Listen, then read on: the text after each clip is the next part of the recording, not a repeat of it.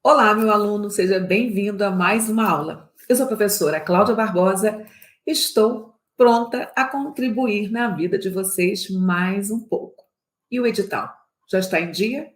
Vocês estão estudando o edital? É muito importante que façam isto não só com língua portuguesa, com todas as disciplinas, porque todas serão importantes para a aprovação de vocês. Nós continuaremos falando sobre língua portuguesa e a FGV. Já vimos boa parte do edital. Vimos todo o tópico 1, todo o tópico 2 e agora nós começamos o tópico 3, que é bem gramatiqueiro, né? O 3 fala de morfologia, assim como o quarto também falará só de sintaxe. Então, eu sei que pode estar difícil para alguns alunos. Vem recebendo muitas mensagens, inclusive eu quero agradecer tanto carinho dado por vocês, tantas palavras de gratidão. A intenção é exatamente esta, contribuir. E se você souber aproveitar, daqui a pouquinho nós estaremos celebrando a sua aprovação com convocação. Fácil, eu sei que não seria. E você também. Mas nós não estamos aqui para fazermos o fácil. Nós estamos aqui para fazermos o certo. E sempre lembrando que se um homem conseguiu, todos nós conseguiremos. Professora, e se eu não conseguir? Só em pensar desse jeito, você já está sabotando o seu projeto de vida. Então, eu quero você pensando desta forma aqui. Eu nunca vou deixar de tentar. Se for fácil, todo mundo consegue. E eu não vou deixar de tentar mesmo, professora. E aí eu vou pensar assim, a Cláudia já conversou com a gente. Se fosse fácil, todo mundo conseguiria. Mas não é porque é difícil que eu não vou conseguir. Eu vou conseguir. E aí eu trago uma outra reflexão. Se alguém fez, eu também faço. Eu também posso fazer. Ok, se ninguém fez, professora, eu serei o primeiro. Meu aluno, é muito importante você começar o treinamento com esse empoderamento. É muito importante você colocar o seu mindset no campo da vitória. Eu levo muito a sério o poder da palavra, porque eu sei como a palavra ela ressignifica para o bem, como também para o mal. Se você se alimentar de palavras positivas, qual é a tendência? Que você se empodere e descubra que você é uma potência. Mas se você se alimentar de palavras negativas, você vai acreditar que você não é capaz. Sou capaz, sim. Faço o que é certo, não o que é fácil. E no final das contas, nós vamos celebrar. Eu tenho certeza e eu preciso que você tenha essa certeza também. Eu já falei para vocês que só a Cláudia acreditar não é suficiente. Eu preciso que o meu aluno acredite, até mais do que eu. Vamos tomar pé de onde nós estamos? Porque essa organização ajuda muito nesse processo, nessa caminhada. Atravessar o deserto sem saber para onde eu estou indo é enlouquecedor. Mas nós vamos tomar ciência de onde nós estamos. Preste atenção nessa mensagem. Essa mensagem é o nosso texto da aula 3. É melhor você tentar algo, vê-lo não funcionar e aprender com isso, do que não fazer nada, nos disse o Mark. Então, você deve pensar duas vezes. Está difícil? Eu vou tentar. Posso até errar. E daí? É melhor você tentar e errar, mas com a consciência que você pode aprender e pode modificar, do que cruzar os braços e olhar para a dificuldade, deixando o tempo passar, porque o tempo vai passar. O tempo não vai esperar você acordar e falar: caramba, isso é vida real, é assim mesmo, a gente cai e levanta. O tempo não vai te dar essa concessão. Então, meu aluno, entre em campo, aprenda durante o jogo, porque agora é hora de ação. E a vida só espera isso da gente, atitude. E eu sei que você possui atitude, senão não estaria concorrendo a uma vaga na Polícia Civil, na nossa Polícia de Inteligência. Ok, professora, apresente-me, por favor, onde nós estamos. Olha só, vamos festejar. Primeiro tópico já foi ensinado, as aulas já estão gravadas. Tópico 2, também todo gravado. Chegamos aqui, ao tópico 3. Como eu falei para vocês, morfologia. Meu aluno, muita morfologia. Ok, e o que vamos aprender em morfologia? Reconhecimento e emprego de sentido de palavras, palavras, no caso das classes gramaticais, processos de formação de palavras, mecanismo de flexão dos nomes e verbos. Então, resumindo, o que vai ser pedido aqui, professora? Toda a morfologia. Sabe quando você pega uma gramática e você observa a parte mais gordinha dela? A parte mais gordinha da gramática, é morfologia. Há muito aqui, gente. Vocês perceberam que eu coloquei um trecho em vermelho? É por aqui que nós vamos começar. Cláudia, por que você não começa pelo início? Porque eu sou muito exigente com linha cronológica, com organização. Então, o meu aluno primeiro tem que entender como a palavra nasceu, como ela foi construída. Depois que vocês souberem como uma palavra nasce na língua portuguesa, aí sim, eu convoco vocês para colocarem as palavras nas gavetas. Essa palavra aqui que você já sabe que ela está inteira, que ela foi composta, essa palavra pertence à gaveta dos substantivos. Essa daqui pertence à gaveta da preposição. Esta pertence à gaveta do adjetivo. Então, eu prefiro começar pelo início. Tudo começa com a formação de uma palavra. Depois, nós vamos entendendo que essas palavras, elas assumem comportamentos. Elas nominalizam, qualificam, dinamizam, ligam. Então, essas palavras possuem comportamentos. E isto é a morfologia.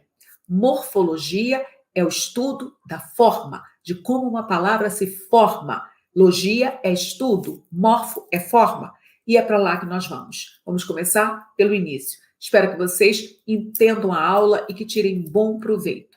Vamos começar? Então, agora, vamos para o nosso foco e ação. É o que eu preciso, que vocês tenham foco e ação. Porque se vocês tiverem foco e ação, tudo acontece e vocês vão aproveitar bastante o nosso encontro. Anota, atenção. Estrutura de palavras. Professor, o que nós vamos aprender agora? Nós vamos aprender o que de fato existe em uma palavra. O que é estrutura de palavras? A estrutura das palavras envolve um conjunto de fatores formadores e que são responsáveis pelos significados de cada uma delas. Contudo, para que esse processo aconteça, cada termo apresenta unidades mínimas, que na língua portuguesa são chamadas de morfemas ou elementos mórficos. Quais são os morfemas da língua portuguesa, professora? Já sei que morfemas são pedacinhos dotados de significação, é verdade. Mas quais são esses morfemas? Então, nós vamos agora lembrarmos, quais são os morfemas da língua portuguesa que participam da construção de uma palavra. Existe o morfema mais importante de todos, que é o morfema radical. Eu costumo dizer que o radical é a alma. Não existe palavra sem radical. Então, radical é onde todos os outros vão se acoplar. Então, é a nossa base. Da mesma forma que existe o morfema radical, existe o morfema vogal temática, existe desinência, existe tema, os afixos, o prefixo e o sufixo, e existe também um morfema bem curioso, que é a vogal de ligação e a consoante de ligação. Há gramáticos que não concordam que a vogal e a consoante de ligação sejam morfemas. Por quê? Porque a condição para ser morfema é significar algo. Morfema são pedacinhos que compõem uma palavra. Olha em tela, aqui estão os morfemas da nossa língua portuguesa. Vocês estão vendo? Aqui são os nossos morfemas. Então, eu sei que radical comunica algo, vogal temática comunica, desinências comunicam, tema, afixos. Esses morfemas realmente mandam recados. Mas é a vogal e a consoante, olha o nome, elas ligam, elas só ligam, não significam nada. E como elas ligam com a intenção de melhorar a pronúncia, há gramáticos que preferem pensar dentro de fonologia. Este fenômeno dentro de fonologia. Mas, até que se prove o contrário, é aqui que vamos estudar a vogal e a consoante de ligação. Feito? Podemos continuar? Ok, Cláudia, qual vai ser o próximo passo? O próximo passo vai ser começarmos pelo morfema mais poderoso. E qual é o morfema mais poderoso? O morfema mais poderoso é o radical. E o que você lembra de radical? Radical, professora, é a base significativa, é o semantema, é a alma da palavra. Então, você já sabe perfeitamente do que nós vamos ratificar. O que contém o sentido básico do vocábulo? Aquilo que permanece intacto quando a palavra for modificada. É a base indivisível da palavra. Repare que existe radical no nome, como também existe radical no verbo. Eu já falei, não existe palavra sem radical. Isso quer dizer que todas as palavras vão possuir esta base. Pedra é nome. Repare que o que está em verde é o radical da palavra pedra. Quando eu trago as derivadas, também chamadas de cognatas, eu consigo identificar uma parte em comum. Essa parte que se repete, ela é chamada de base, ela é chamada de radical. Então, pedra, pedrinha, apedreja, pedras, apedrejar, pedreiro. O verbo no seu infinitivo é fácil identificar o radical. Basta você tirar o R, que é desinência de infinitivo, a vogal que antecede esse R, que é uma vogal temática, o que sobra é o radical. Então, nós estamos aqui mais uma vez com a cor verde, com o radical do verbo cantar. Quando eu flexiono, quando eu conjugo o verbo cantar, eu descubro que esse radical se mantém, porque é um verbo regular. Cantamos, cantássemos, cantarei.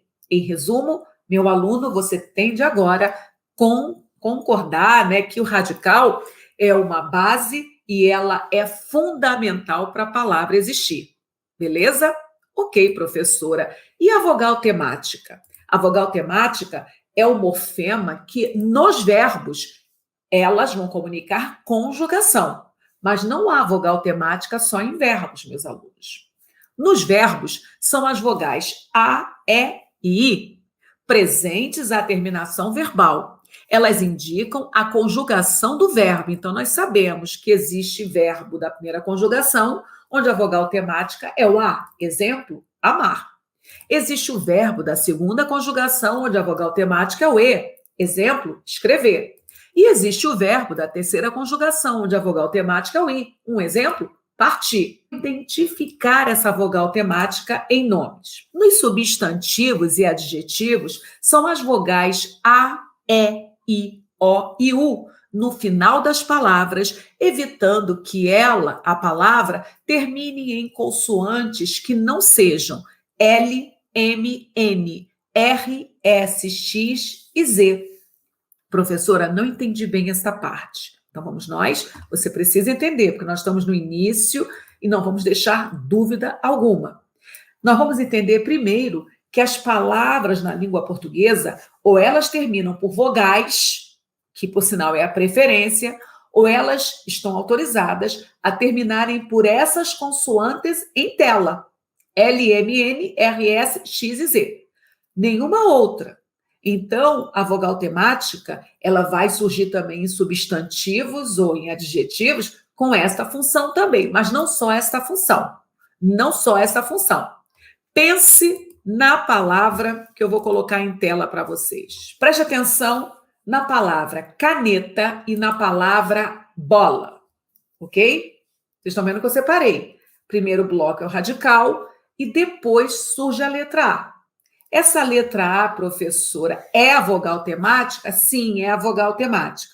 Mas você já viu que a vogal temática em verbo indica conjugação. Mas é aqui. Ela vai indicar conjugação também?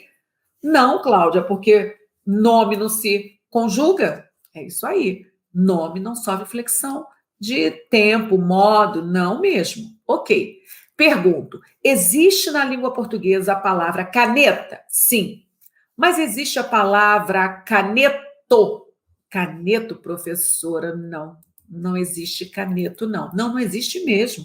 Eu quero que você pense. Se não existe caneta e canetos, aliás, só existe caneta, não existe o caneto, não existe o par, faz sentido eu chamar esse A de caneta, o A final, de desinência de gênero feminino? Não faz sentido, professora, porque para ser desinência de gênero feminino, tem de haver a desinência de gênero masculino. Ok. Menino, menina. Gato, gata. Ótimo. Então, em menino, esse ozinho final é uma desinência de gênero masculino. Ok. Em menina, esse A final é uma desinência de gênero feminino. Ok. Gato é macho, gata, fêmea. Beleza? Ok. Agora, caneta, meu aluno. Caneta.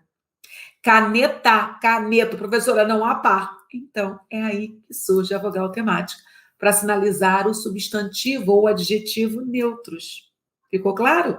Então, a vogal temática, em nomes, ela vai aparecer. Ela aparecerá para comunicar que o nome é neutro, não há par na língua portuguesa, porque se existir par, eu já sei que não vai surgir vogal temática, vai surgir a tal desinência de gênero feminino ou masculino. Mas não só para comunicar que a palavra é neutra. A vogal temática surge também para ajudar na pluralização, por exemplo. Há palavras que, para serem pluralizadas, elas vão precisar de uma vogal para receber o S. Vamos mostrar porque fica bem mais fácil. Ok? Então, preste atenção. Quando nós juntamos esse radical A, letrinha A, nós temos vogal temática. Quando juntamos o radical bol com a letra A, nós temos uma vogal temática. Alguém pode estar pensando, professora, na língua portuguesa existe bola, mas existe também bolo. Existe bolo? Não, não existe. Existe bola e existe bolo. Bolo existe. Peraí, mas bolo, professora, não pode ser o par? Não, meu aluno. Bolo não pertence ao mesmo campo etimológico, ao mesmo campo semântico. Bola é uma coisa, bolo é outra. Não vale, tem que pertencer ao mesmo campo semântico, ok? Ok, então vamos continuar, porque não só vogal temática se apresenta desta forma. A vogal temática também pode aparecer nos nomes. Neste caso, sua função é a de preparar o radical para receber as desinências.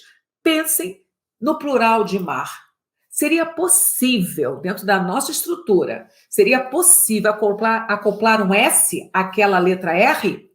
Impossível. Então, nós colocamos uma vogal temática e esta vogal temática prepara a chegada do S. Plural de mar, mares. Então, a vogal temática em verbos comunica verdadeiramente as conjugações, até aqui reinando a paz. Em nomes, a vogal temática ou comunica que esse nome é neutro, não há par na língua portuguesa, ou ela surge para acoplarmos a desinência de plural, uma vez que consoantes, né, elas não funcionam em pluralizações do nosso idioma. Feito? Beleza? Então vamos continuar, porque há mais morfemas para nós estudarmos. Agora nós falaremos do próximo morfema, que é o tema, um morfema muito interessante, gente. Por que interessante, professora? Porque esse morfema, ele simplesmente nasce da soma de morfemas já existentes. Tema nada mais é do que a soma do radical com a sua vogal temática. É a soma do radical com a vogal temática. Agora, atenção, se não existir vogal temática, quero dizer, a palavra terminou por uma daquelas consoantes, o tema e o radical serão o mesmo elemento. O mesmo acontecerá quando o radical for terminado em vogal, ok? Então, simples assim, sem complicar nossa vida. Radical mais vogal temática, resultado fim, tema. Então, cante mais a, canta. E canta é o tema do verbo cantar, ok? Ok, Cláudia, próxima desinência, aliás, próximo morfema, né? São as desinências. O que as desinências trazem de interessante? Vocês viram que os morfemas comunicam, né? As desinências, o que elas comunicam? As flexões. As flexões. Então, professora, desinências não criam palavras? Não, não criam palavras. As desinências, elas só modificam aquela mesma palavra. Então, um verbo, quando conjugado, nós vamos mudando as desinências, modo temporal, número pessoal.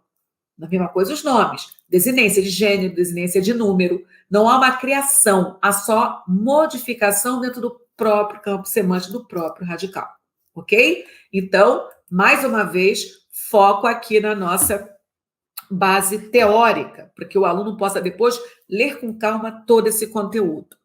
As desinências são morfemas flexionais, pois têm função exclusiva de flexionar nomes e verbos. Rigorosamente, não formam palavras novas, apenas variações de uma mesma palavra. Reparem que quando nós analisamos os morfemas constitutivos de um verbo, nós encontramos esses compostos.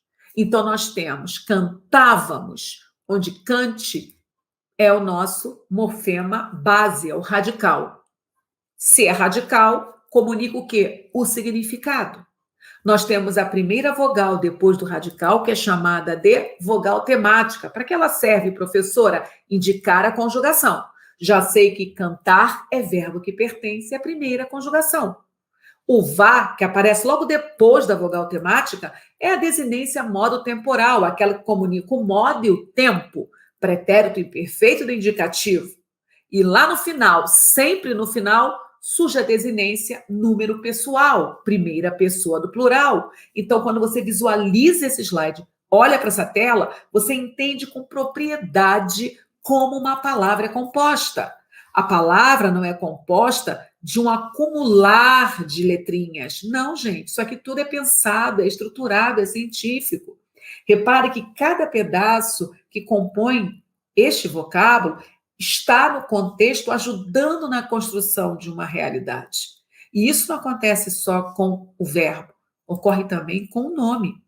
Preste atenção, porque os nomes também vão ser constituídos da mesma forma.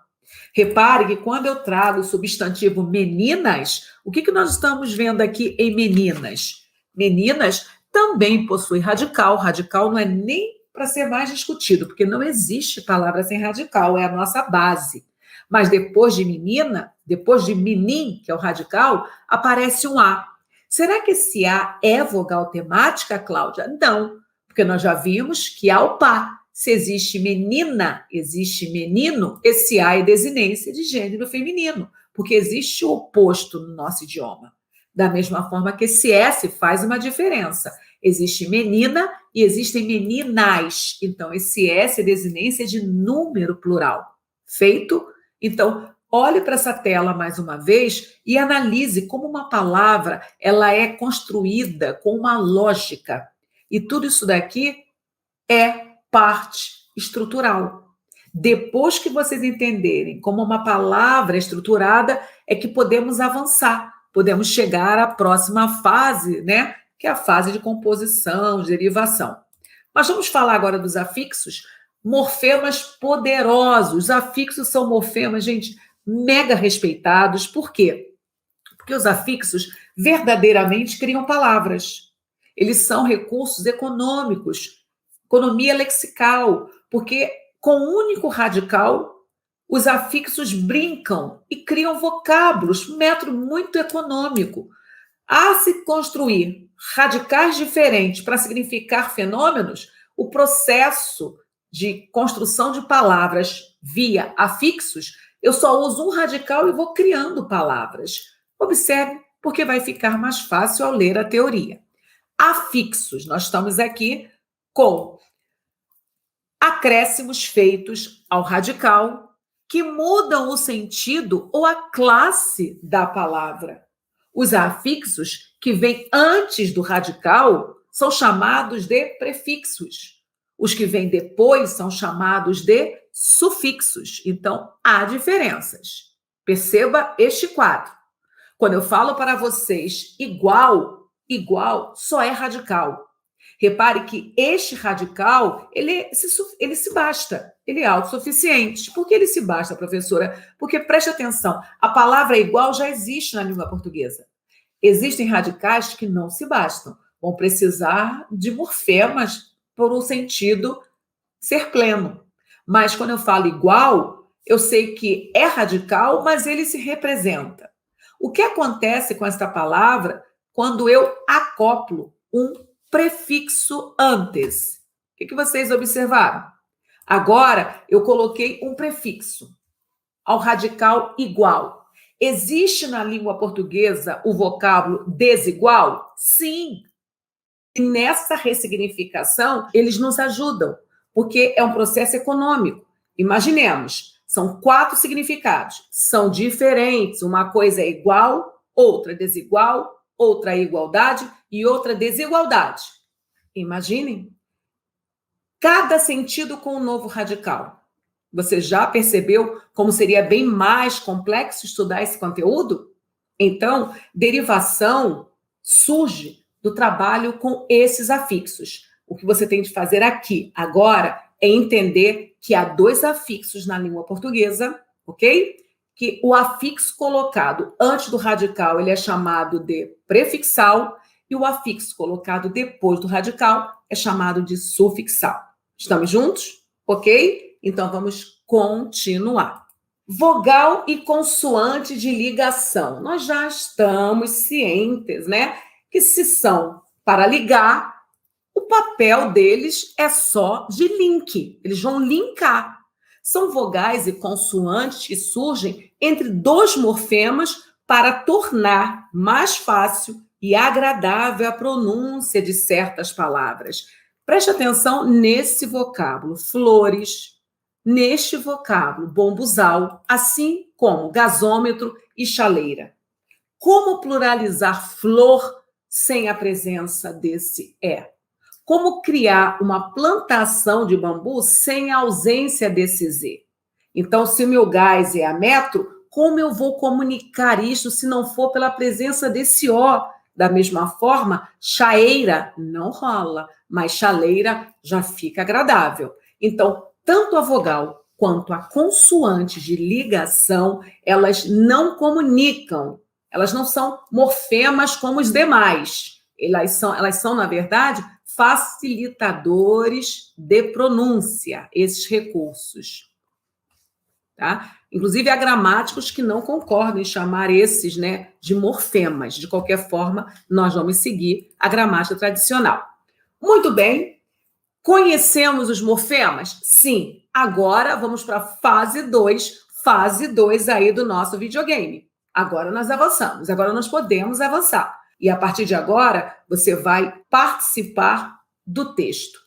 O que é a formação de palavras, professora? A formação de palavras é um processo onde eu vou materializar todo aquele conteúdo visto no caminho de produzir o nosso léxico. A formação de palavras é feita por 2 processos principais: a derivação e a composição. Contudo, existem também outros processos de formação de palavras. Então, não há só esses 2. A gramática tradicional, ela continua trabalhando esses 2 processos, mas todos nós sabemos que a língua é um organismo vivo, composição. Mas há também o processo de formação por derivação. Qual é a diferença, professora? A composição, meu aluno, ela vai exigir minimamente 2 radicais para criar um vocábulo. Já a derivação trabalhará com um radical só, mas tem de haver presença de afixos. Então, com esta tela, você consegue resumir o que nós vamos ver agora de forma didática. Tá? Eu crio palavras ou por composição ou por derivação. Só em olhar o aluno já vai saber falar. Composição, derivação. Só isto, Cláudia? Não. Primeiro desafio é você, com um olhar, entender quando está com composição, quando está com derivação. Só que a composição se subdivide e a derivação se subdivide. E vamos fazer esse trabalho para que você possa relembrar e, na hora da prova, facilmente acertar essa questão. Essa questão não é difícil, ela não desafia tanto, tá? Ok, quais são as formações por derivação? A derivação pode ser prefixal, ela pode ser sufixal, ela pode ser prefixal e sufixal ao mesmo tempo. Pode ser também parasintética, assim como regressiva. E, curiosamente, ela pode ser imprópria.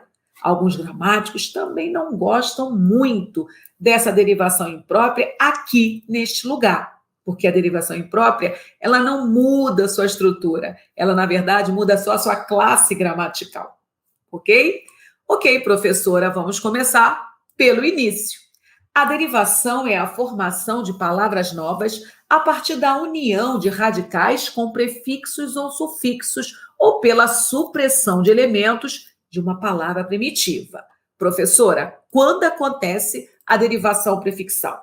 Esta consiste na formação de uma palavra derivada por união de prefixo ao radical. Vocês viram por que é importante estudar primeiro os morfemas? Agora, eu posso falar de prefixo que você já vai entender. Eu posso falar de desinências que você também já vai entender.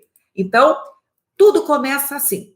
Eu entrego um radical com um sentido. Na língua portuguesa, existe normal, existe típico e existe justo. Ok, professor, essas palavras são oficiais. Ok. Mas o que acontece se eu somar prefixos a esses radicais? Vocês concordam que com a chegada dos prefixos eu crio novos vocábulos? Que uma coisa é normal, mas que um outro sentido é entregue a anormal? Que uma coisa é típico e outra é atípico? Que justo é diferente de injusto? Vocês viram o poder dos prefixos? Os prefixos são morfemas que criam sentidos, criam vocábulos. Então, a derivação prefixal ela é muito dinâmica no nosso idioma. Assim como a derivação sufixal. O que acontece? Consiste na formação de uma palavra derivada por união agora de radical mais o sufixo. Mais uma vez, surge o radical. Quando eu acoplo sufixos a esses radicais, o que faz essa matemática? Faz nascer novas palavras na língua portuguesa. Então, felicidade, justiça, natação, são palavras que nasceram graças a essa soma de radical com sufixo. Meu aluno, se você entendeu bem o processo de derivação prefixal, se você entendeu bem o processo de derivação sufixal, você vai entender o processo de derivação prefixal e sufixal simultaneamente e da parassíntese, ok? Quando eu falo em derivação prefixal e sufixal, eu vou unir esses dois afixos a um radical. Mas cuidado, a derivação parassintética fará a mesma coisa. E por que essas duas caem tanto em prova? Porque meus alunos, alguns, confundem. E eu vou explicar algo para você nunca mais esquecer. Vamos lá?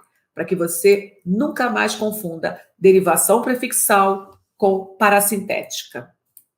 Derivação prefixal e sufixal consiste na formação de uma palavra derivada por união de prefixo e sufixo de forma não simultânea ao radical. Vou repetir, que é aqui que mora o perigo. Não simultânea. Professora, confesso que eu não entendi essa parte de não simultânea. A senhora não vai acoplar o prefixo e o sufixo ao mesmo tempo? Sim, eu vou acoplar ao mesmo tempo. Mas quando eu falo não simultânea, no sentido de autonomia das partes. Complicou tudo, professor, então eu vou mostrar. Olha o que está em tela. Olha o que está em tela. O que vocês estão observando? Radical, leal, considera e feliz. Aqui estão exemplos de radicais que se significam, que se bastam. Existem como palavras plenas, ok? Então, tudo começa aqui, no radical. Se eu acoplar prefixos a esse radical, o que acontece? Professora, nascem palavras, exatamente. Uma coisa é leal, outra é desleal. Uma coisa é considera, outra reconsidera. Uma coisa é feliz, outra coisa é infeliz. Então, o prefixo já chega chegando, já chega significando. Beleza. Mas se eu parar aqui, o nome dessa derivação é prefixal, porque só estou vendo prefixo com radical. Ok, então eu vou chamar os sufixos. Agora chegaram os sufixos. Pergunto, Esqueça agora dos prefixos. Esqueça aquele pacotinho número 1. Esqueça o pacote dos prefixos. Vamos pensar só no radical para frente, no radical e sufixo. Existe na língua portuguesa lealdade? Sim. Consideração? Sim. Felizmente? Sim. Então, observe que as partes são autônomas. O radical existe sozinho, existe radical com prefixos, existe radical com sufixos. As palavras não morrem quando eu retiro os afixos. Isso quer dizer que eu coloco prefixo e sufixo de forma não simultânea ao radical. E por que não simultânea? Porque com a retirada de um dos afixos, a palavra continua existindo na língua portuguesa. Se eu retirar os prefixos, a palavra continua existindo. Existe lealdade, consideração e felizmente.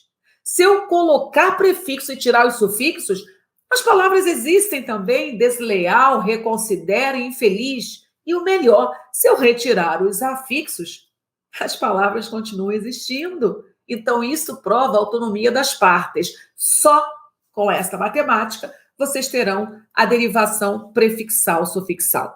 E aí, quando chega para a síntese, o meu aluno fará o confronto. Ele vai observar que agora os afixos devem ser simultâneos, eles não têm vida própria.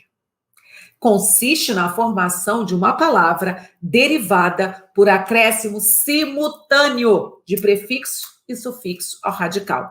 Isso quer dizer que esse radical não apresentará vida própria. O que significa amar, triste, madur?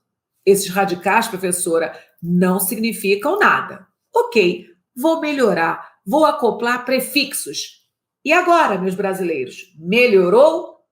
Professora, não. Continua não existindo emagre, entriste, amadur. Não, professora. Então, eu vou melhorar mais um pouquinho, vou chamar os sufixos. E agora, melhorou? Sim, Cláudia, até que enfim nascem palavras agora oficiais. Emagrecer, entristecer, amadurecer. Já entenderam, né? A diferença de uma parasintética para uma prefixal-sufixal. Aqui não há autonomia das partes. A palavra só existe com a simultaneidade dos afixos. Feito? Beleza? Ok, então vamos continuar, porque nossa caminhada ainda está no meio. Derivação imprópria. Esta é aquela que alguns gramáticos não consideram, na verdade, uma derivação, e sim uma alteração de sentido. E o que é derivação imprópria, professora? A derivação imprópria acontece quando o contexto força a mudança da classe gramatical. Então, derivação imprópria, para acontecer, vai ter de acontecer contexto. Não dá para pensar fora de contexto. Vocês viram que a prefixal, a sufixal, prefixal, sufixal e parasintética, bastaria holofotes sobre a palavra, que você já classificaria. Esta não. Esta, o contexto fará toda a diferença. A derivação imprópria ou conversão consiste na simples mudança da classificação morfológica da palavra, que não sofre nenhuma alteração, mas muda de classe gramatical. Observe o exemplo. 1. O olhar da menina é misterioso. E aí, neste exemplo, olhar está na sua função primária? Olhar nasceu para ser qual classe gramatical? Eu tenho certeza que você respondeu o verbo. Observe o segundo exemplo. O bonito da turma é médico. E aí? Você concorda que bonito nasceu para ser adjetivo, mas neste momento ele não está adjetivo? O que falar de rápido, difícil? Nasceram para serem adjetivos. Mas neste momento, estão qualificando? Não, não estão. Porque por força do contexto, eles sofreram conversão. Repare que verbo virou substantivo, que o adjetivo bonito virou substantivo. E os adjetivos, rápido e difícil, esses viraram advérbios, porque estão modificando o verbo falar. Então, fala rapidamente, fala dificilmente. Isto só ocorre quando há um contexto em cena. Então, é um comportamento diferente dos outros processos derivacionais. Ficou claro? Este, professora, cai muito na minha prova? Cai, meu aluno. Se você pedir o filtro de qual cai mais, eu arrisco falar derivação prefixal e derivação imprópria, porque os prefixos possuem valores mais fortes do que os sufixos, e a imprópria, a banca é semântica, a banca vai trabalhar contexto, e isso aqui, tudo dialoga com texto, ok? Muito bem, e a regressiva? A regressiva, meu aluno, o nome já dá uma cantada, né? O nome já diz mais ou menos o que vai acontecer, a palavra vai diminuir, mas não basta isso. Não, você precisa entender que a derivação regressiva, ela cria substantivos abstratos. Uau, Cláudia, eu vou anotar isto. É para anotar. Porque se aparecer substantivo concreto, nada de canetar que é derivação regressiva, porque não será, ok? Então, cria substantivos abstratos e vem de verbos. Por vir de verbos, esses substantivos abstratos vão sempre comunicar ação. Uau, vou anotar isso também. É para anotar, porque isso vai salvar a vida. Legal? Consiste em formar substantivos abstratos derivados de verbos, com redução de radical. Já falei, vai diminuir. Naturalmente, esses substantivos serão formas menores e terão sentidos de ação. Feito? Então vamos constatar. Vender é verbo, mas venda é substantivo abstrato. Jantar é verbo, mas janta já é substantivo abstrato. Pescar é verbo, mas pesca já é substantivo abstrato. Agora preste atenção, tem de seguir esta fórmula, nada de se confundir com estruturas que não fazem parte da derivação regressiva. Então, anote isso também. Se não for substantivo abstrato, não vale, não vai valer. Cuidado, o substantivo resultante é abstrato, pois é adverbal derivado de verbo. Em alguns substantivos concretos, a palavra menor não segue esse padrão. O caminho é o inverso.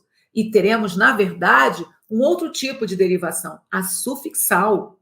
Observe, arquivo, deu arquivar. Telefone, telefonar. Âncora, ancorar. Martelo, martelar. Você observou? Inclusive, aumentou o número de letras. Ok, agora vamos falar de algumas formações especiais, como eu falei para vocês.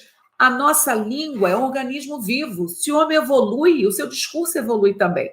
E aí, o que falar das abreviaturas? As abreviaturas é um processo de comunicação otimizado, modernizado, onde eu pego parte da palavra, reduzo, mas eu não posso comprometer o seu sentido, a inteligibilidade dessa palavra, mas eu preciso cortar. É o processo que gera uma palavra nova a partir da supressão de parte da palavra primitiva, que será reduzida até o mínimo compreensível. Nada de complicar o meio do caminho, né? Foto vem de fotografia. Cine vem de cinema. TV vem de televisão. Você percebeu que eu não usei a primeira letra da palavra primitiva.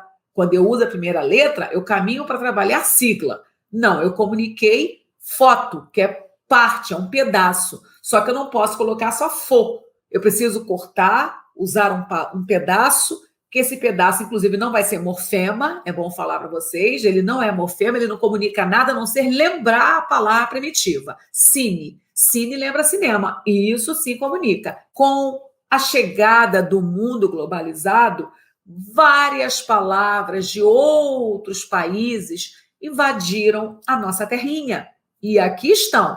Algumas chegaram e foram, mas outras vão ficar. Então, estrangeirismos são palavras emprestadas de outras línguas e incorporadas ao português em sua forma original ou adaptadas. O que vocês acham? Essas palavras vão ficar ou não? Chat, shopping, face e muitas outras chegarão. Essas são chamadas palavras estrangeiras. em dissertações de concursos públicos, elas não são bem-vindas, salvo se for necessário para representar nome próprio. Não se usa estrangeirismos em dissertações. Ok, onomatopeias. O que é isso, professora? São palavras que nasceram com a intenção de comunicar os barulhos, né? Os sinais, vamos colocar assim, barulhos que representam objetos ou animais. Elas são muito frequentes em historinhas infantis, em charges, onomatopeias, né? Blim, blom, tic-tac, tic-tac. Então, essas palavras não foram criadas? Foram criadas com qual intenção? Imitar o tic-tac do relógio, tic-tac, tic-tac. Olha só, elas foram criadas com esta finalidade, reprodução, imitar o som. Blim, blom, a campainha. Então, se escreveu o som da campainha. Essas palavras são especiais. Aparecem muito em textos infantis, né? São as palavras onomatopeicas. E aí, vamos observar o que nós temos de memorizar sobre essas aqui, essas criações especiais. É um processo de formação de palavra a partir da reprodução aproximada do som natural a ela associada. Blá, blá, blá, blá, blá, tic-tac, tic-tac, zum, zum. Belezinha, né? Muito fácil. Vai cair? Pode ser. Pode ser. Neologismo. E o que significa esse neologismo? Logismo é estudo, neo é novo. Então, neologismo é esta formação especial onde se cria palavras, né? É a invenção de uma palavra para atender às novas necessidades expressivas dos falantes. Então, muitos neologismos nascem, mas morrem, não se sustentam. Outros neologismos nascem, são utilizados pela comunidade linguística, cria força, e aí vão para o Aurélio, se continuarem fortes, dinâmicos no processo de comunicação, vão para o País da Maravilha chamado Volpe. Aí elas são efetivamente oficiais. Mas existem aqueles neologismos, modas. O que vocês acham desses daqui? Já falaram? Já ouviram? O aborrecente, o portunhol, o apertamento. O aborrecente é aquele adolescente aborrecido, né? Portunhol é o português que não sabe espanhol, é o espanhol que não sabe português, e vão embromando e vão se comunicando. E o que falar do apartamento? As novas construções, né? As construções do século XXI, como elas estão assim, né? Apartamentos pequenos. E é importante conhecer de neologismo, porque isso é a dinâmica da comunicação.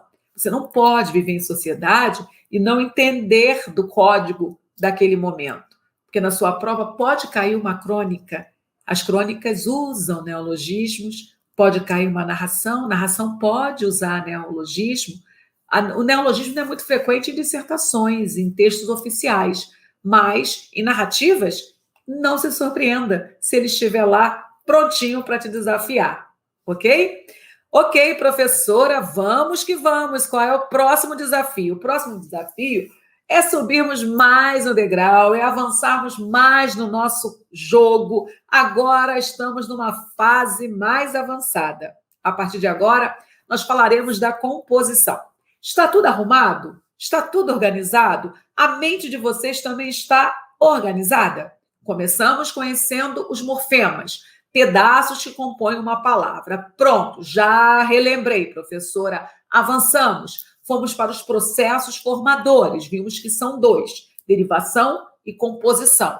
Já fechamos composição, com as suas classificações e os casos especiais. Agora entramos na parte final. Vamos falar de composição, que também é uma estratégia, né, de montagem de palavras. Vimos, inclusive, a diferença. Composição, 2 ou mais radicais. Derivação, 1 radical só, mas com a presença dos afixos. Ok, Cláudia, vamos agora focar nesta composição. Pode cair em prova, meu aluno? Tudo pode, está no edital, nós vamos esticar esse edital todo. Então, Quais são as formações por composição? A composição pode ser justaposta ou aglutinada. Então, nós temos composição por justaposição ou composição por aglutinação. O que eu não posso esquecer é que, a partir de agora, minimamente 2 radicais.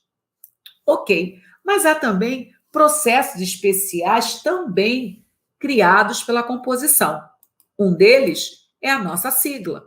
Sigla sempre vai apresentar mais de um vocábulo. E o processo hibridismo, onde eu misturo radicais, porque é um processo de composição, misturo radicais, mas necessariamente de idiomas diferentes. Então, só para deixar a memória fotográfica em dia. Composição, 2 radicais. Derivação, 1 radical. Vamos começar por aquele que é autoexplicativo. Por que ele é autoexplicativo, professora? Você já prestou atenção no nome justaposição? O que você observa? Você observa que há a palavra justa, assim como há também a palavra posição. As duas existem no nosso idioma. O que ocorreu? Somamos radicais sem prejuízos para as partes. Meu aluno, esse nome é autoexplicativo. Uma palavra é composta por justaposição quando eu somo palavras, somo radicais sem prejuízos para as partes. Olhou para esse nome, já sabe o que vai acontecer. Vai ocorrer uma composição justa, sem prejuízos para as partes. Forma palavras compostas sem perda ou alteração fonética. Os radicais são conservados, não perdem elementos estruturais. Então, observe a palavra girassol. Existe o verbo girar e existe o substantivo sol. Mas, professora, a senhora falou que não vai haver perda de fonema, nem letra. Mas na palavra girassol, houve o acréscimo do S. Pode? Pode, meu aluno, não pode haver perda. A dobra do S possui ali uma explicação, uma justificativa fonética, né? Todo S intervocálico, ele tem o som de Z. Você sabia que quando um S está preso por 2 vogais, o som é de Z. Por isso, casar, casou. Mas se eu quero o som do S, eu tenho que dobrar. Uma coisa é asa, outra coisa é aça. Então, em girassol, se eu deixar um S só, eu vou ter que ler exatamente o que eu estou vendo. E eu vou ler girasol. Não, não é o nome da flor. E o que eu devo fazer? Arrumar. Eu devo seguir a orientação fonológica. Girassol, ok? Mas o que está em pauta é que não há nenhum tipo de prejuízo para as partes. Passatempo. Existe o passa e existe o tempo. Paraquedas. Existe o para e existe quedas. 18. Existe o 10 e existe o 8. Couve-flor. Existe couve e existe flor. Simples assim. Se justaposição não muda nada, o que deve ser, então, a aglutinação, professora. Aí haverá prejuízos para as partes.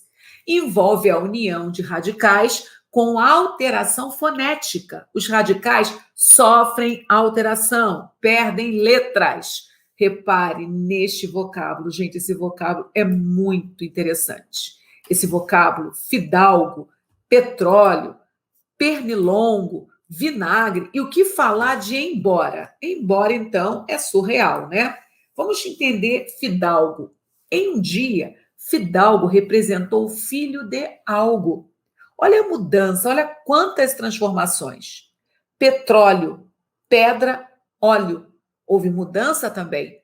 Pernilongo, perna longa. Houve mudança. Vinagre, vinho acre. Mas nenhuma é mais radical do que a alteração sofrida da palavra embora. Embora, em algum momento, representou em boa hora. E a ironia é que houve uma ressignificação no sentido muito violento. Mudamos de em boa hora para algo de concessão. Embora hoje é usado como concessão.